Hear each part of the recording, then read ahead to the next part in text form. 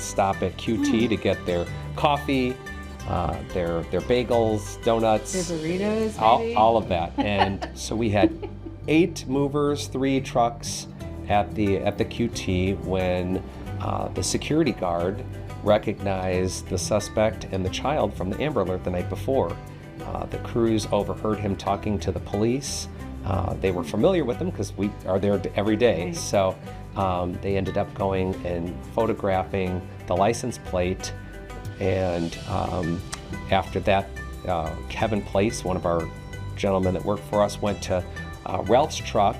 They had just come in, just got back to the truck from the QT and started discussing a plan to potentially block them in and not let them go if this was indeed the Amber Alert people. Now, Ralph, my question is, what was going on in your mind and how did you stay so calm as this was happening? We were just hoping that we can get the child out. We watched them get into the vehicle. I had the Amber Alert photo up on my phone, so we were all confirming, making sure that was the lady and the child. We just had to keep it as calm as we could, that way they didn't expect anything. Once we pulled up behind them to get the license plate number, that's when Kevin went back in to give the license plate number to the security guard. And we were only sitting behind them for 2-3 minutes at most before the police department arrived. Right before they arrived, you could tell that the driver of the truck was getting ready to leave. He did open up the door just to kind of look and see why we were suspicious. Yeah. What are you doing? Yeah, so he did open up the door just to look. He didn't honk, he didn't ask us to move or anything like that, but they were definitely getting ready to go. So what I understand, or what I've been told, is Camelback Moving Company does training in this space. Yes, so we, through the Arizona Moving Association, we've had 3 conferences, and the DPS Initiative Truckers Against Trafficking, TAT, have been at 2 of those conferences. So we began a few years ago, and then 3 weeks ago was our last conference. They were in with a long presentation, and we had just done the upper management training. Okay. And it was going company-wide in a few weeks. Not fully engaged yet, Right. but like-minded certainly, and aligned in our values with our employees for sure. I guess the thing that I'm trying to go to is there's a trucking company or a moving company, really it's a moving company. Yes. And I said trucking, but it's a moving company that is really proactive in this space, attending conferences, getting educated, and then use that information to spread it out through the whole company. So, I mean, we have core values, which you may see behind me, of giving back to the community, being proactive. As a moving company, it is a slightly different niche than trucking, because unlike truckers that would see a trafficking situation more at a truck stop or a rest station, our men spend the day with the family we're moving. So there are signs to train up on, that are, it's a mature conversation, obviously, but where, and then, once the recognition is done, to recognize and report, Ralph, what I have to say is, I think, and Kevin, and everybody else, there's more than just you two that were part of this. What I have to say is, I feel like instincts kicked in for you. Yeah, I mean, everybody that you saw in those videos, we're all fathers. We all have children of our own. So, I mean, it was just natural parenting instincts that kicked in and did what we could to make sure she was safe. Now, I'm going to give a shout out to your lady, who was the woman, the voice, that looked up the Amber Alert for you in the sense of the picture to make sure. Because there was, when I watched it, there was a woman's voice, and I'm going to give her a shout out for that because... It's Tasha Rush. Okay, Tasha Rush. Shout out. Thank you.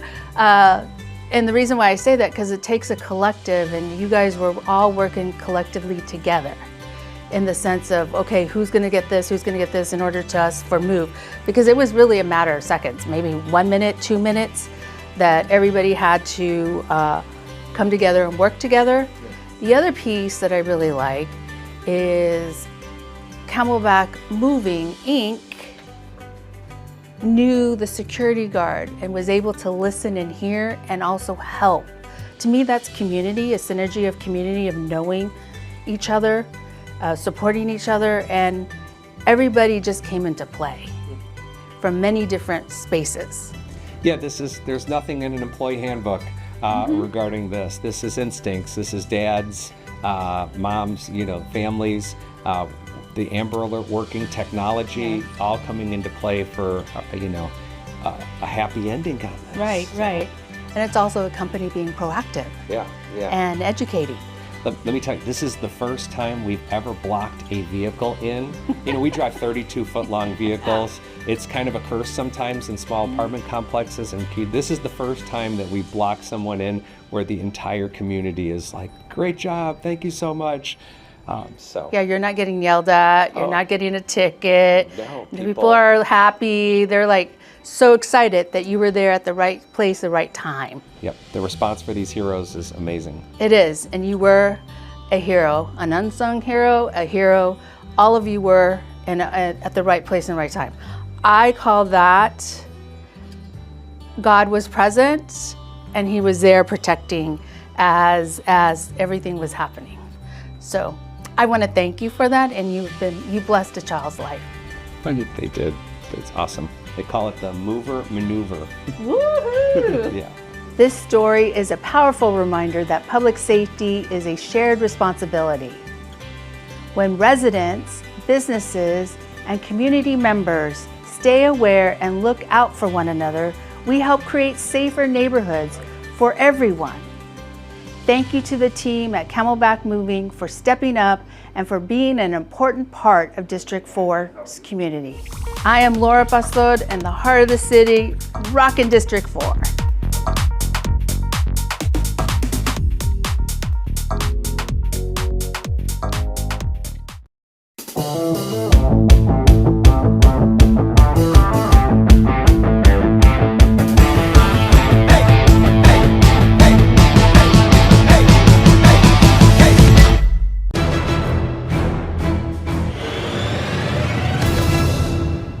Welcome to the 2026 NCAA Women's Final Four Tip-Off Press Conference. My name is Autumn Johnson.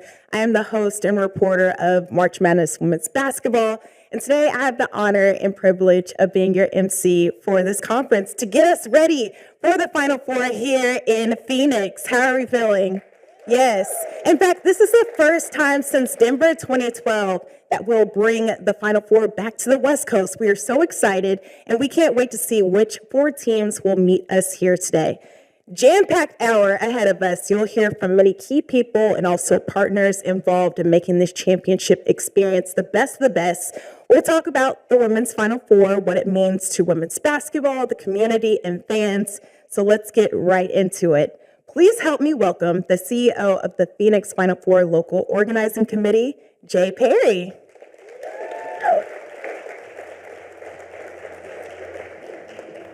Autumn, thank you so much. We love the pink suit here in Phoenix. You're rocking it.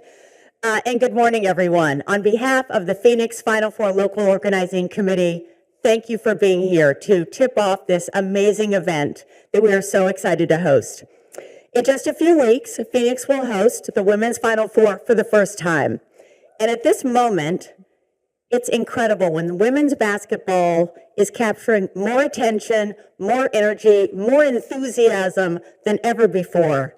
We're seeing record-breaking attendance, incredible viewership, and just fans showing up in really powerful ways, not just across our country, but across the world.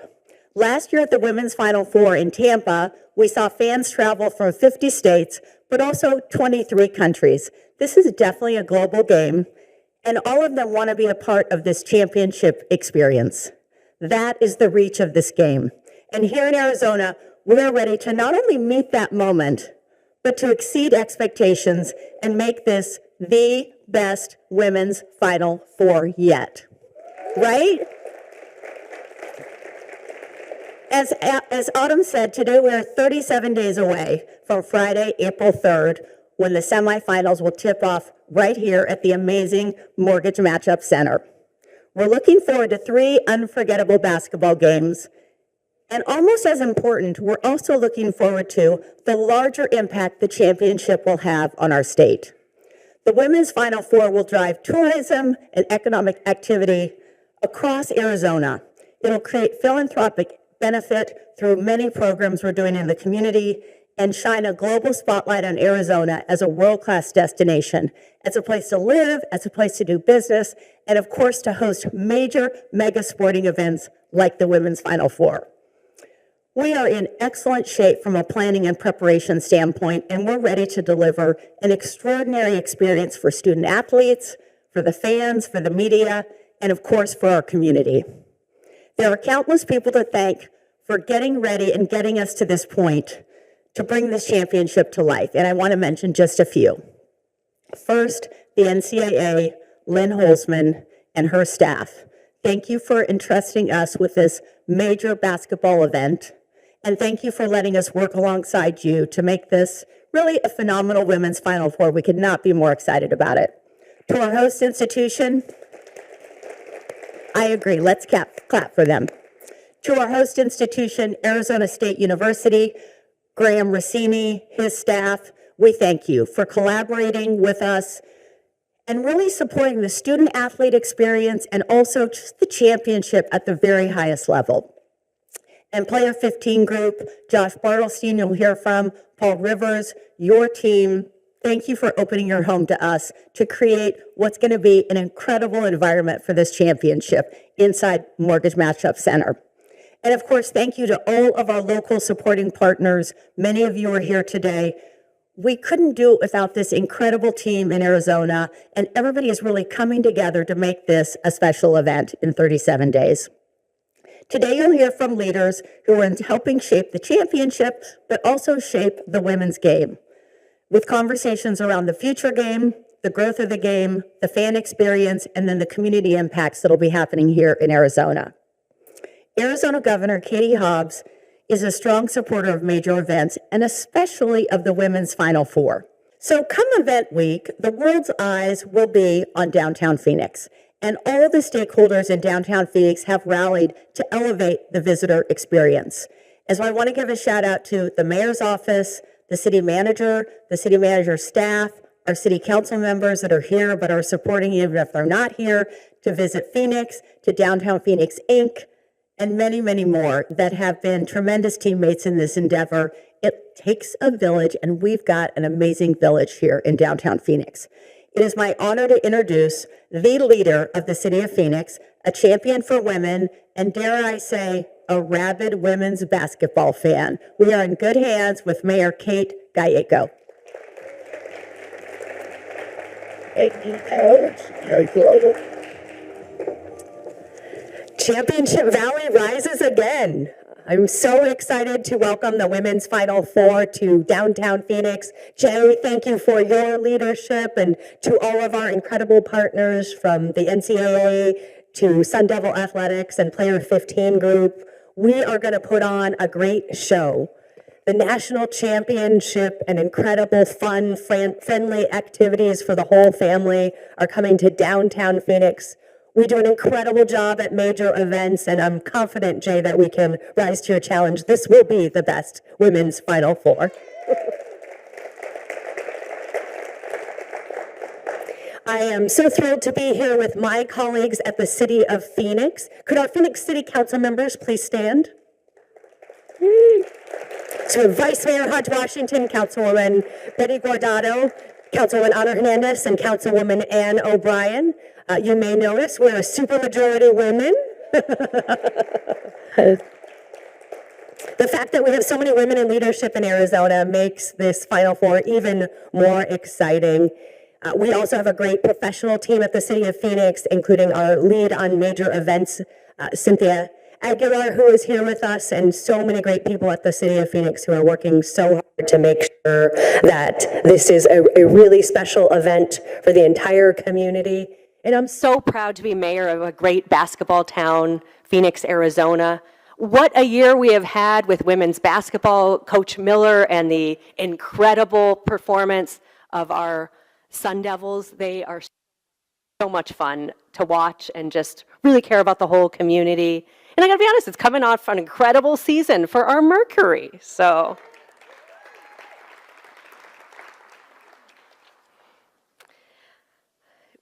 The Women's Final Four represents the pinnacle of women's college basketball, and Phoenix is so proud to stand with these incredible athletes.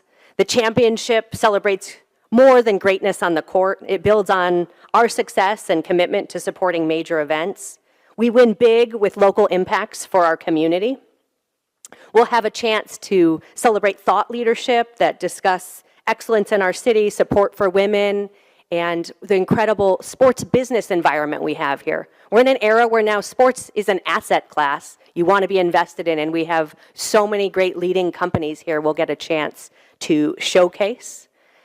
As the mother of a third grader, I am very excited to celebrate the read to the Final Four, to celebrate the next generation academically. Anytime you can get more kids reading is good news to me, and just those in the environment. Those are some competitive third graders about who can read more, and they really feel the pride in the community and are very excited. So thank you to our partners at Helios for that partnership. We are also thrilled that the NCAA Women's Final Four Legacy Project, presented by Dove, will strengthen the Alhambra Village neighborhood with vital renovations at the Washington Activity Center in Councilwoman Gordado's district. And we can't wait to see the finishing touches unveiled early in April. We have some incredible young athletes here, and they are really going to enjoy this great investment. There'll be so many free events, you just have to register. Within my household, the bounce is also a favorite, although at a previous Final Four, my child thought it was a race. But great to see those basketballs bouncing through the city of Phoenix.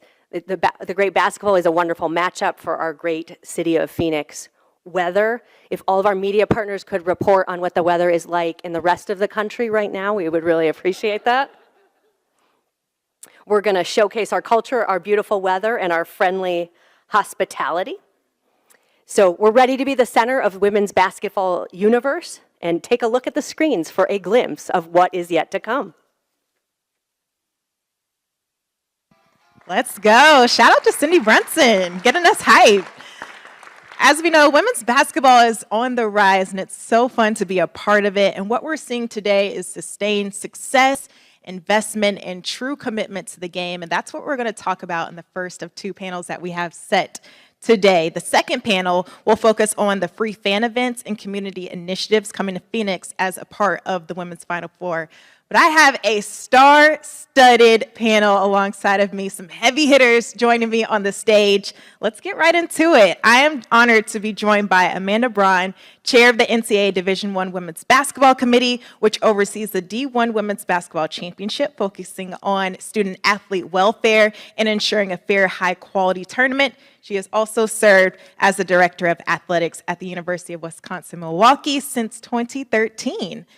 And Lynn Holzman, NCAA Vice President for Women's Basketball since 2018. Lynn is responsible for the strategic direction of NCAA Women's Basketball, along with the oversight, operations, and management of the Divisions 1, 2, and 3 Women's Basketball Championships and the Women's Basketball Invitation Tournament.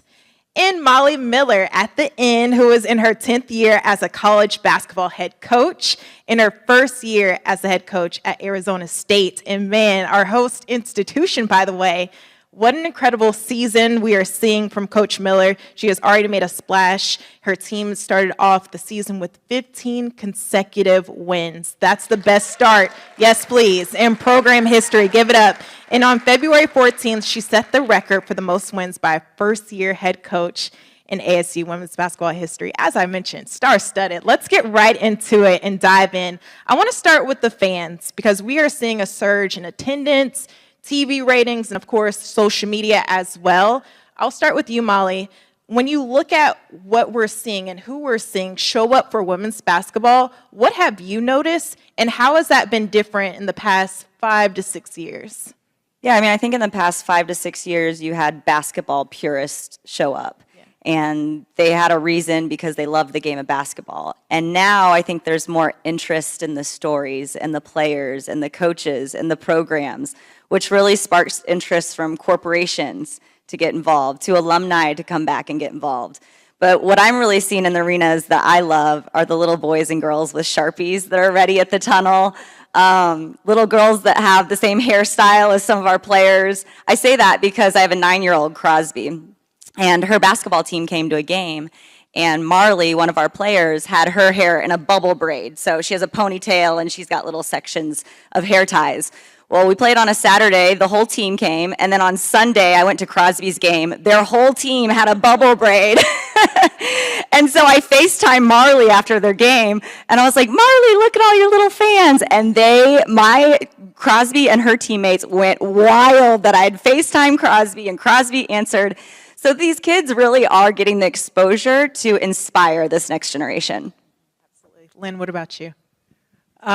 Those are the storylines that are so meaningful and impactful, obviously from a grassroots level, but as we think about the Division I Women's Basketball Championship, and as you said, we've continued to see this growth. It's not new. We've been growing for a long period of time, and the success we've seen historically, but of course, there's been this catapult forward over the course of the last 5 years or so. Much of that can be attributed back to 2023 when we had the storylines around Angel Reese and Caitlin Clark and all of that. Well, what that tells us when I mention those names is that it is about our players and our coaches. That is the number one thing out of the gate.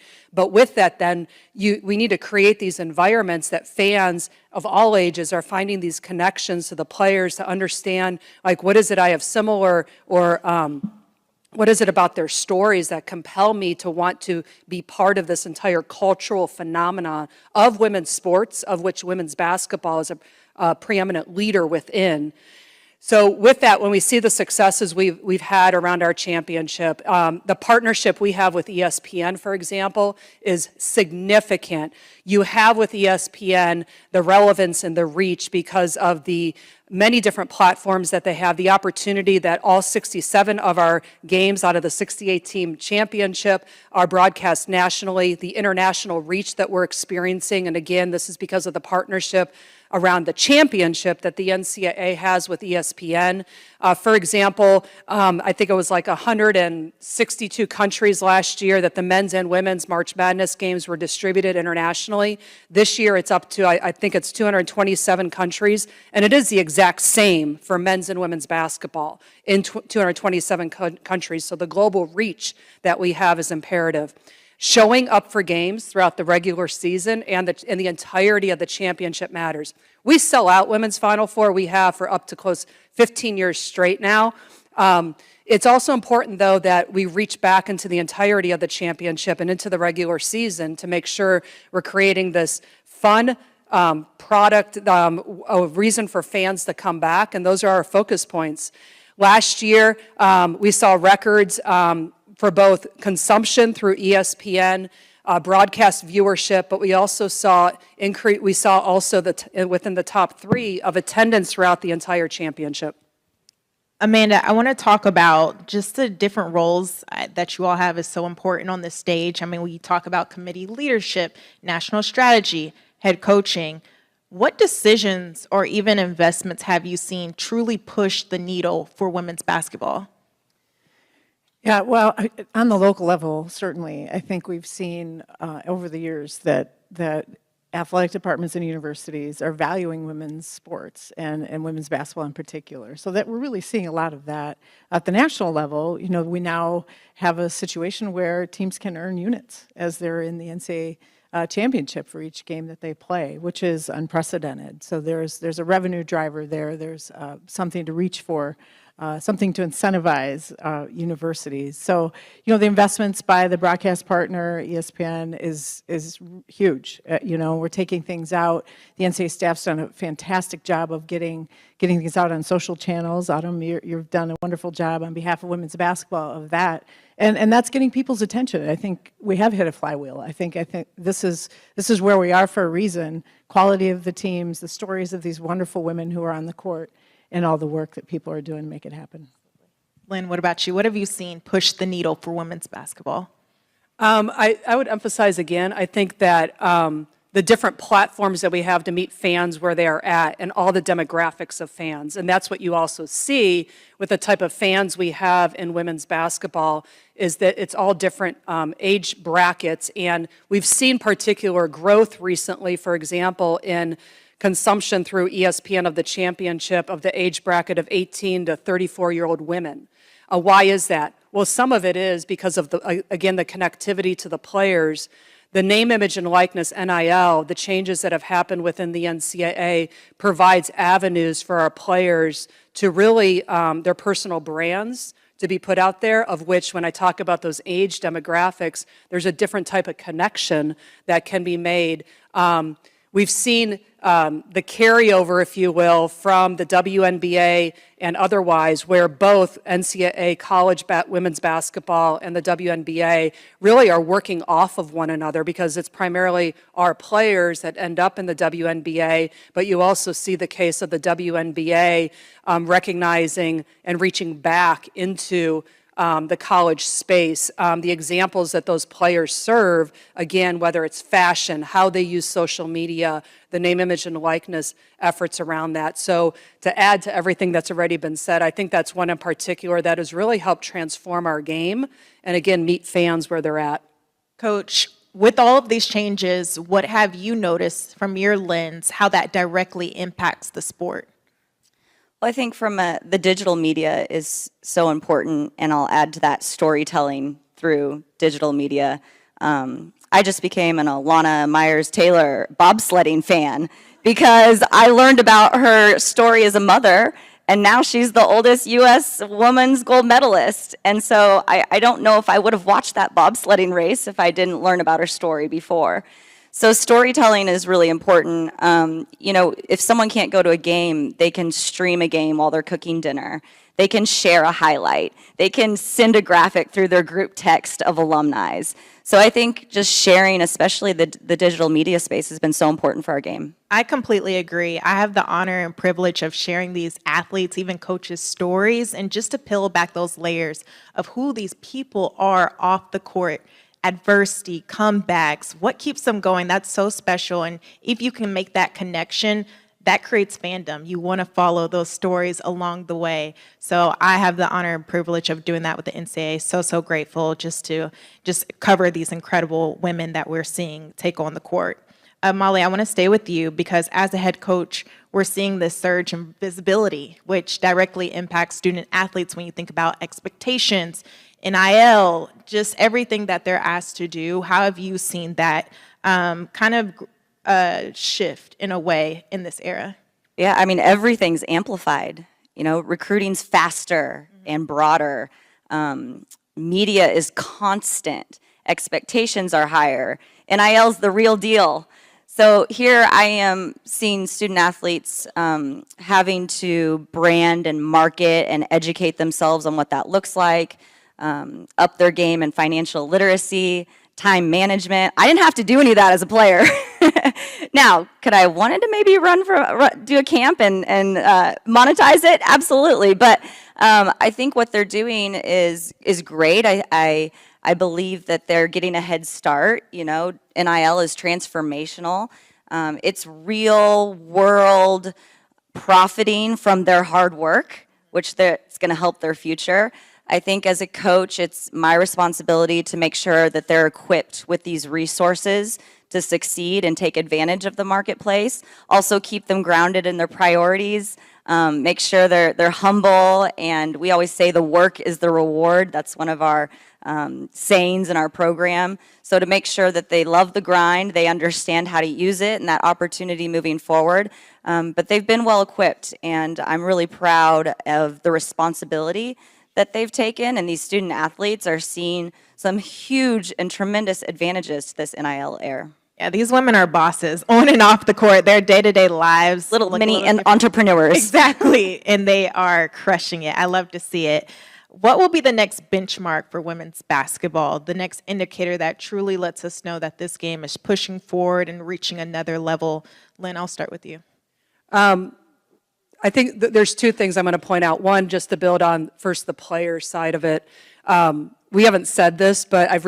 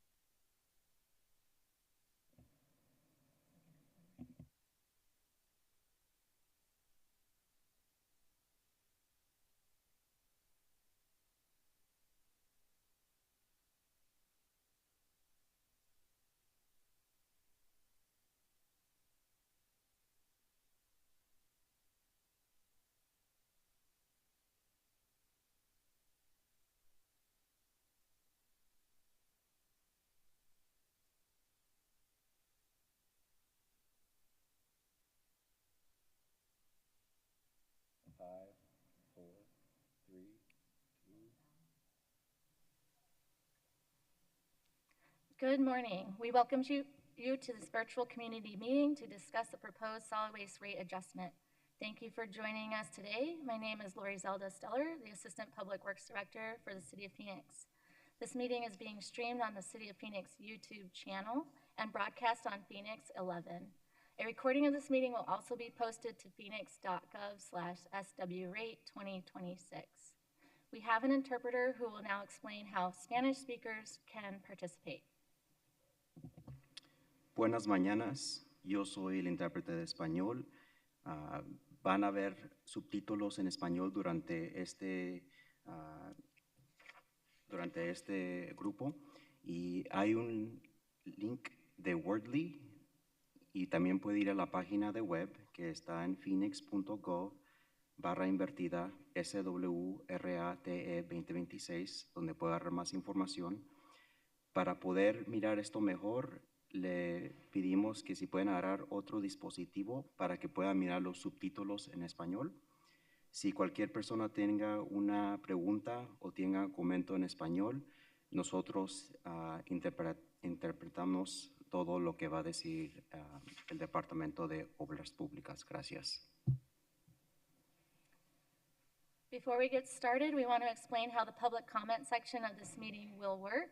Because this meeting is virtual only, all public comments and questions will be coming from residents who have registered to speak either via WebEx or over the phone.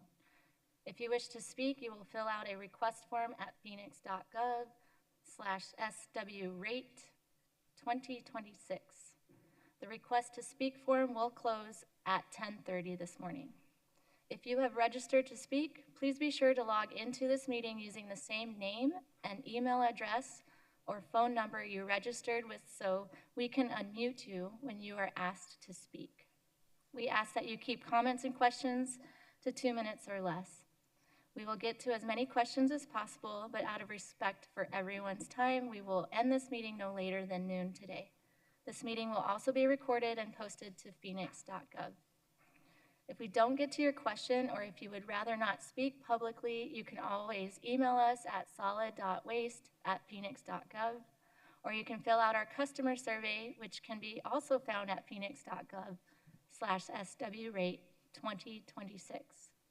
Again, I'm Lori Zelda Steller, Assistant Public Works Director for the City of Phoenix. To get our presentation started, I'm happy to introduce Public Works Director Felipe Moreno. Thank you, Lori Zelda. Good morning, everyone. My name is Felipe Moreno. I'm the Public Works Director for City of Phoenix. Thank you all for joining today in our virtual webinar related to the proposed solid waste rate adjustment. Very important for us to ensure that we are transparent in communicating to our public and offering opportunities for input and feedback as we provide this proposed adjustment and as our mayor and council weigh their decision for a vote in April. So with that, before we get started, we'd like to show a short video to just highlight what it takes to manage the Phoenix waste stream across 517 square miles. So we're a big operation, and there's a lot that goes into what we do outside of just rolling your container out and picking those containers up weekly. There's a lot to the waste stream management. So this video is just really a way to underscore that. So with that, I'll show the video. Every morning, we rise with the sun, driven by service, committed to our community. Our dedicated team of more than 600 solid waste employees works tirelessly to keep Phoenix clean and safe. We support 425,000 households with weekly trash and recycling services, covering 517 square miles. But we're more than just solid waste collection. We are people, we are trucks, we are infrastructure. We are Phoenix Public Works. People are at the heart of our operations. Most visibly are more than 300 solid waste equipment operators. They are in the streets every week in your neighborhood collecting residential trash, recycling, green organics, and bulk trash. Behind the scenes, our mechanics ensure our trucks are up and rolling every day. Our dedicated team takes care of your garbage and recycling safely and efficiently. When you have questions, we have answers. Customer call center agents work directly with residents, addressing concerns and providing solutions. while field specialists help promote clean communities, directly supporting neighborhoods in their efforts to reduce solid waste. And we don't waste an opportunity to engage with the next generation. Our Zero Waste team is face-to-face with our youth, helping them understand the importance of proper recycling and sustainability. Whether it's through facility tours, school presentations, or outreach at public events, these efforts help us secure a strong future for our city. Essential to the mission is our fleet. Every year, each truck plays a vital role in collecting and processing nearly 1 million tons of trash, recyclables, and green organics in the city, traveling nearly 5 million miles a year, which is why investing in our infrastructure is critical. As the 5th largest city in the U.S., Phoenix proudly owns its own transfer stations at 27th Avenue and North Gateway. Each one includes a materials recovery facility. The results? 113,000 tons of recyclables, given a renewed purpose every year and staying clear of the city's landfill. Waste diversion is all-encompassing, including not only recycling, but also composting and processing green organics. Results that carry weight, with 38,000 tons of organics processed at the 27th Avenue compost facility every year. And we're ready for more smart solutions, like the up-and-coming Resource Innovation Campus, which will transform waste into usable products. These are all critical components to our waste management strategy, which also includes the State Route 85 landfill in the city of Buckeye. Owned and operated by Phoenix, our team goes above and beyond to manage and maintain this active landfill and safeguard the environment. Additionally, we maintain 5 closed landfills put in place to ensure the health and safety of our growing community and the environment. For decades, we've invested in Phoenix's solid waste services, proudly delivering best-in-class service. Today, we are more ambitious than ever, working toward becoming a zero-waste, sustainable city by 2050. An achievable goal accomplished together using our greatest strengths, people, trucks, and infrastructure of Phoenix Public Works.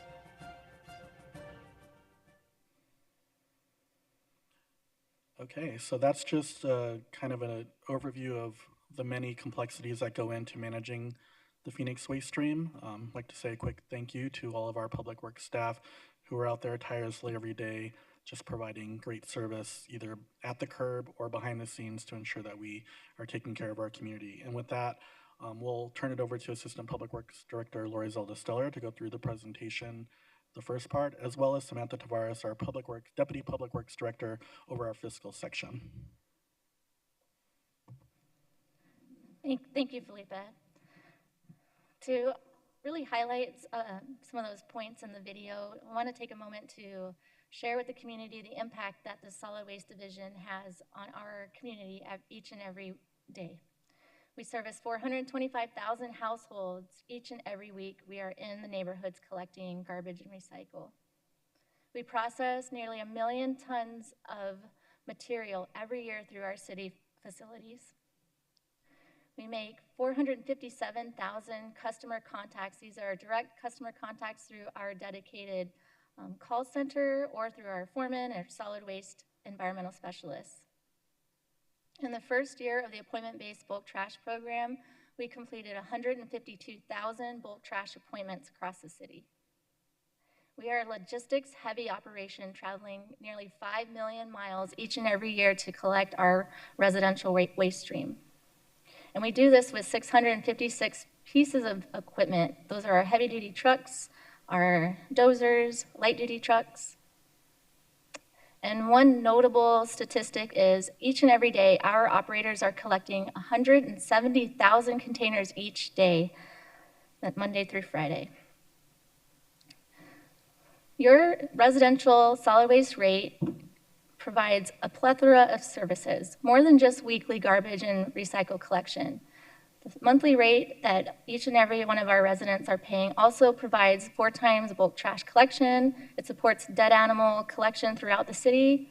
It also provides support for all illegal dumping and CARES encampment cleanups across the city. And with your residential bill, you can actually take it to a city transfer station and drop off up to 1 ton of material each and every month. Each resident also gets one household hazardous waste home collection. So that's for your paint, aerosol cans, batteries, things that should not go into the regular waste stream. We also offer specialty collections like moving box collection. If you're moving into a home and have a lot of cardboard, we'll collect that for you.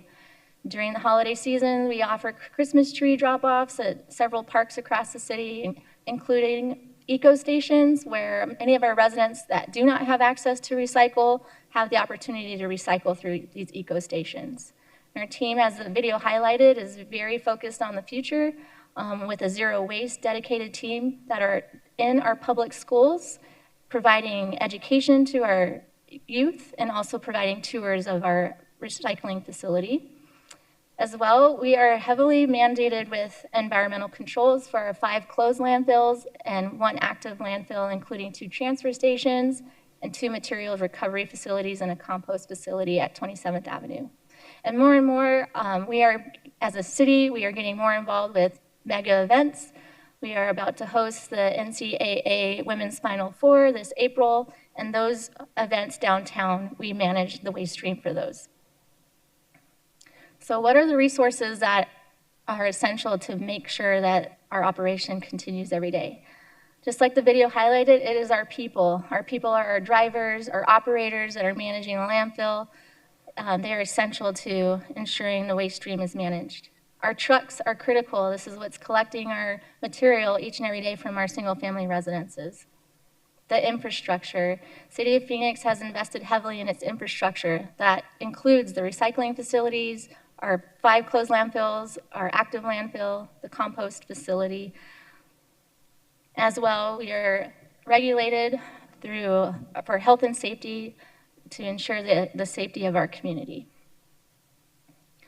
So why are we here? Why are we having this conversation? Since the last time our adjustment was made, we have seen some cost drivers that have impacted the solid waste operation. We're all consumers, we have all felt this, and we are not immune to these the inflationary factors and the pressures that we're feeling. First is our people. 32% increase since 2020, we have seen a rise in our costs for people. And this is primarily attributed to a recent class and comp study that was initiated it took place in 2023. And this is actually a good thing. If you all recall, in about 2021, the city struggled to collect its bulk trash on time. And there were some negative effects of that. Our bulk trash was sitting on our streets for longer than normal, and we could not stay on track. And that's because we had nearly 75 vacancies. We were not able to attract or retain any operators, CDL operators at the time. But through the class and comp study, we were able to bring our wages to market. And now we are happy to report that we are attracting nearly 120 applicants each time we open a recruitment for CDL operators. Equipment. A standard garbage or a collection truck in 2020 cost $333,000. Today, that same truck is $540,000. So we've seen some significant increase in our vehicles. And infrastructure. That infrastructure that we own, there's a lot of maintenance that is required to upkeep those facilities. And we've seen an increase of 40% in the construction costs for maintenance related to those facilities. I want to take a moment to highlight, again, these city assets. Phoenix has really positioned itself for the future, and that's through the ownership of its assets and investing heavily in its infrastructure. So that's that compost facility at 27th Avenue, 2 transfer stations, the 5 closed landfills that we have to maintain forever, and then the active landfill, which is located in the city of Buckeye. These assets are owned by the city of Phoenix, and it allows us to be more nimble when things in the market are hurting us. So a good example of this was before COVID in 2018, 2019, China, who was accepting all the recyclables, had changed their specifications and really cleaning up the recycle that they were accepting. And a lot of cities at the time had to make the decision, a hard decision, was recycling worth it to continue. And so many cities actually suspended their recycle programs. Phoenix, we did not have to suspend that program, and that's because we own our recycling facility, and we were able to meet the high specifications of clean recycle that was shipped to China. So we weren't impacted in that way. So it really positions ourselves to be able to react quickly to whatever economic conditions lay ahead. Solid waste rates in the news. We are not the only city that's having this discussion. The solid waste industry across the nation, across other cities, are having this very discussion or have already. Rates for municipal solid waste have increased and across the nation and also across the Valley metro area. So what have we done within our control to control these rising costs? Our team is actively looking at what can we do operationally to decrease these rising costs. These include rerouting for better route saving or time and fuel with our trucks. It also includes operational efficiencies such as our landfill. Our landfill is currently operated with 17 staff, and those 17 staff are small but mighty, but they are actively looking at ways on how to maximize that landfill airspace. Airspace is a premium, and they are always looking to save space and maximize, and we're happy to report that they've saved millions of dollars in land space and also working with Maricopa County on several permitting requirements. Alternative funding sources. Our team also actively looks at alternative funding sources and grants and what's available out there that can support the operational costs. A good example of this was in 2021, the city secured ARPA funding, and we secured, as a solid waste division, $10 million of ARPA funding. That $10 million was used to help retrofit the 27th Avenue recycling facility. That facility was extremely old, nearly 30 years. The equipment was old and not capturing clean material as we would like it to because technology has advanced so quickly. We are happy to report that through that funding source, we were able to upgrade the 27th Avenue. It has some of the latest technology and is now active and securing and capturing a lot more recycle, which in the end is better on the commodities market for the city.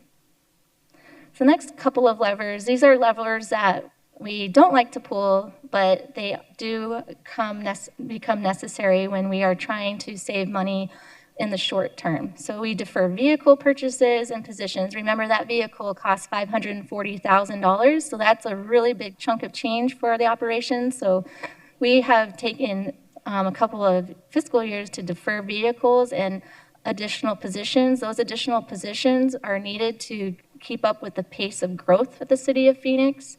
As well, we've deferred infrastructure projects across our assets and pushing those out, although it saves in the short term, we will pay for those in the long term. And I'll now pass it off to Samantha Tavares to discuss our budget. All right, thank you, Lori. I'm going to walk through several components of the solid waste division's budget, and the first being revenues. So the solid waste division is not a general fund division. That means that all the money that we have, that we use, comes from three main buckets. The first being the monthly residential rate. So what residents are paying for our services. That amounts to nearly 86% of our revenues, which amounts to last year about $190 million.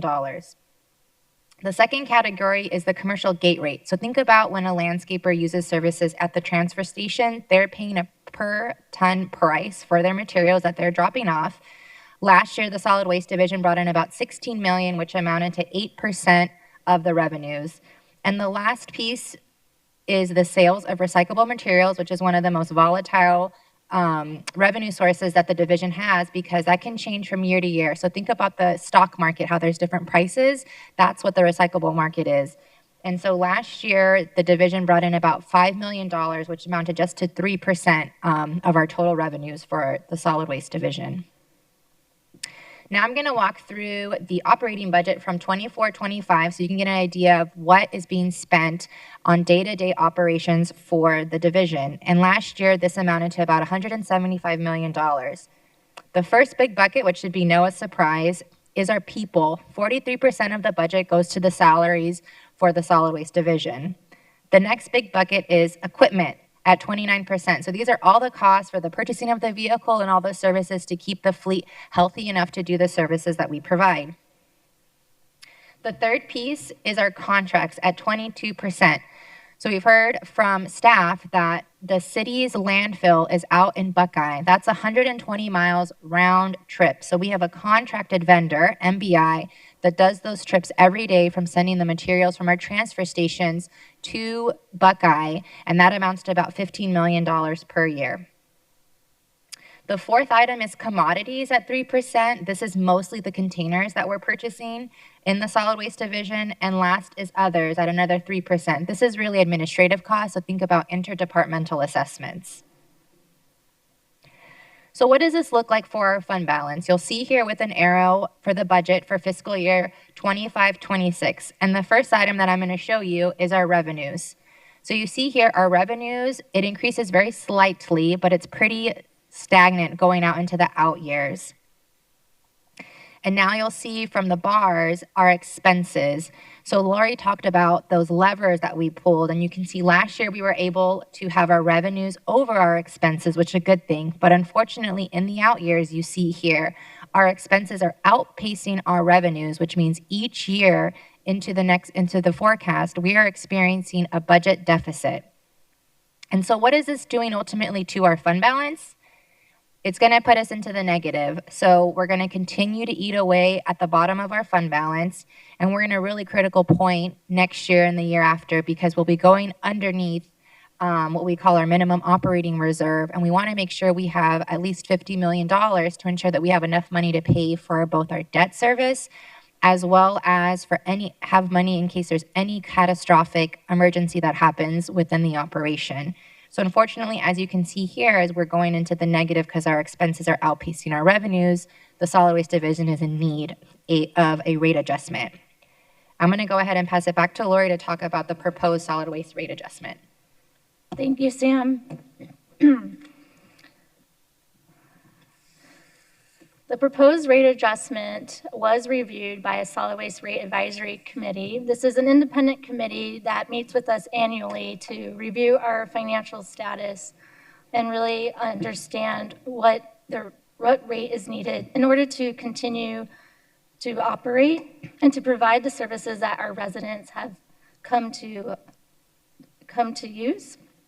But also it provides an outlook for the future, and the proposed recommendation actually brings the solid waste fund into a healthy position for the future years.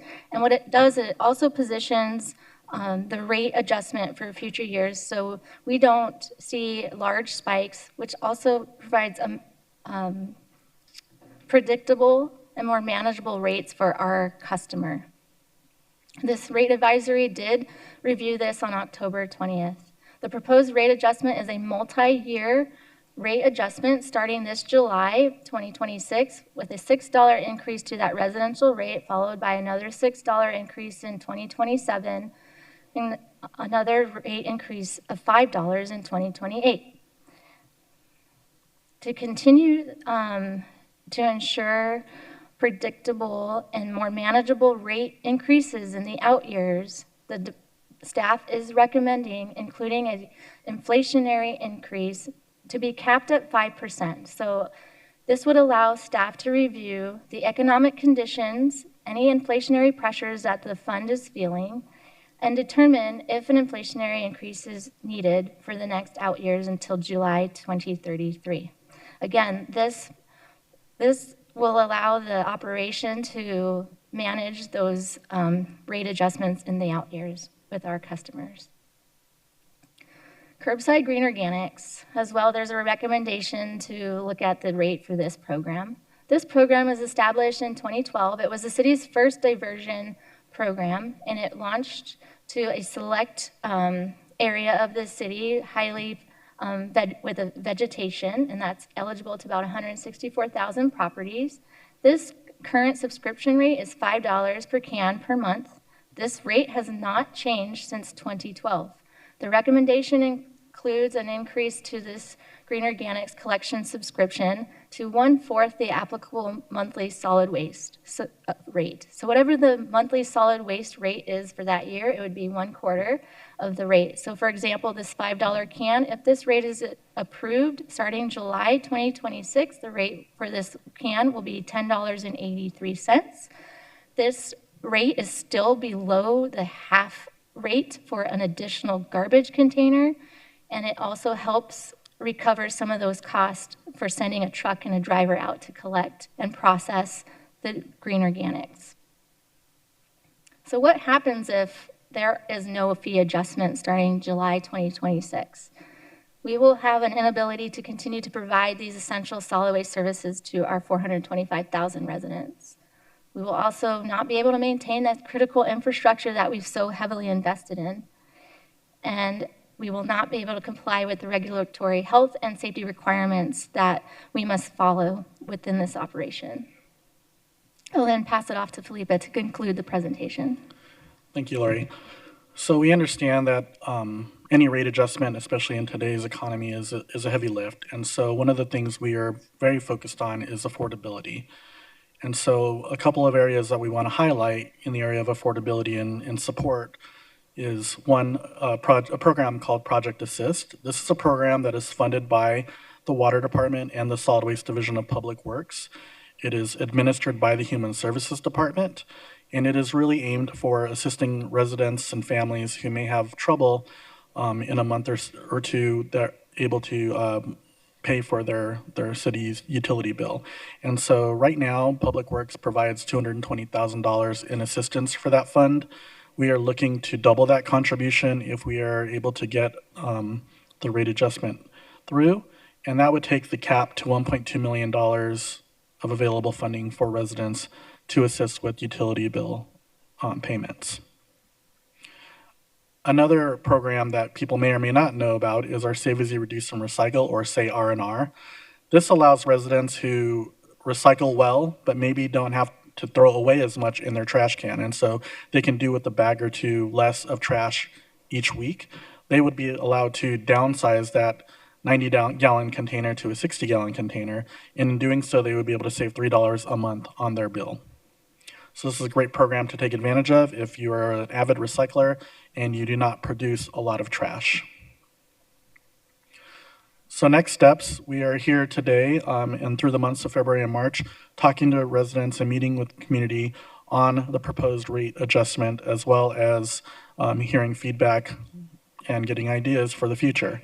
So we also have a survey that we've launched in accordance with the meetings to get sentiment on the rate adjustment and again, solicit feedback on our programs and services. We will then be going back to Mayor and Council on April 22nd to seek action on our proposed rate adjustment. If approved, the months of May and June would be taken to notify our customer base and do a lot of internal programming as needed.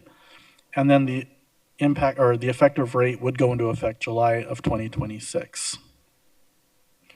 We do have a dedicated webpage for resources, all things having to do with our proposed rate adjustment. It is at phoenix.gov/SW rate 2026. Here you'll find a lot of information about the rate itself, a lot of the services we provide, and a lot of the things we talked about here today. Those programs for assistance are located there, and it's also a place where you can take the survey online and go from there. And so with that, we do have a QR code up on the screen.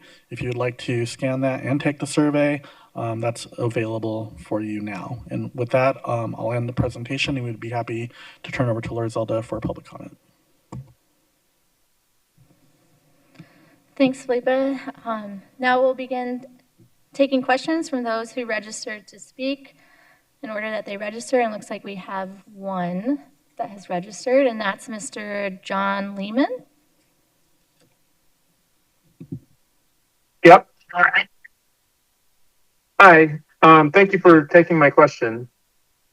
I just wanted to let you know, I know there have been some changes in my neighborhood around the bulk pickup and the location of the bulk pickup and frequency. And I'm fully supportive of any of the financial constraints that you have regarding the frequency of picking it up and having people call it in versus having it be every single quarter, or even I'm supportive of your twice a year option if that's something you guys need to do to save money. But I will tell you that the bulk pickup being shifted from the alleys to the street is not working. The stuff that's out on the street is an impediment to pedestrians and parking and drivers as well, and it's out there for weeks and weeks and weeks, not just days when they're coming to pick it up, as well as people are still not aware of the lack of bulk pickup in the alley, so people are still throwing things in the alley, unaware that this policy has changed. It's by far the most convenient place, and it's the least unsightly place to put it. So I would like to ask if there's any way that we could not still have that bulk pickup change in the street and have it remain in alleys where people have alleys to have it picked up in. Thank you, sir, for that feedback. One of the things that we are looking at is, we understand Phoenix and our communities are very diverse in how they're set up.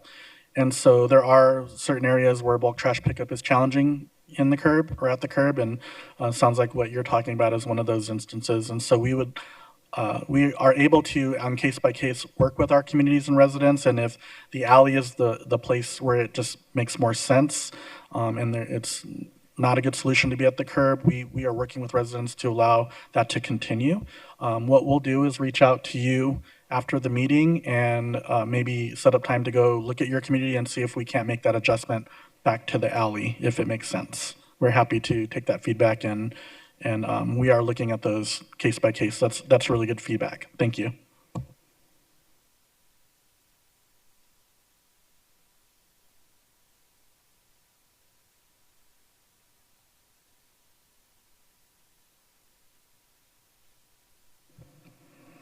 Okay, that was our one registered speaker. Thank you very much, Mr. Lehman. We will be in touch with you soon. Thank you all for participating in our meeting today. Again, for more information, the meeting schedule, and a link to our survey, please visit phoenix.gov/SW-rate2026. For questions about financial assistance, visit the Human Services Department's website, also at phoenix.gov/helpingfamilies. You can also reach out to us via email at solid.waste@phoenix.gov with more questions. We appreciate your input. We value the insight, and have a nice day. Thank you.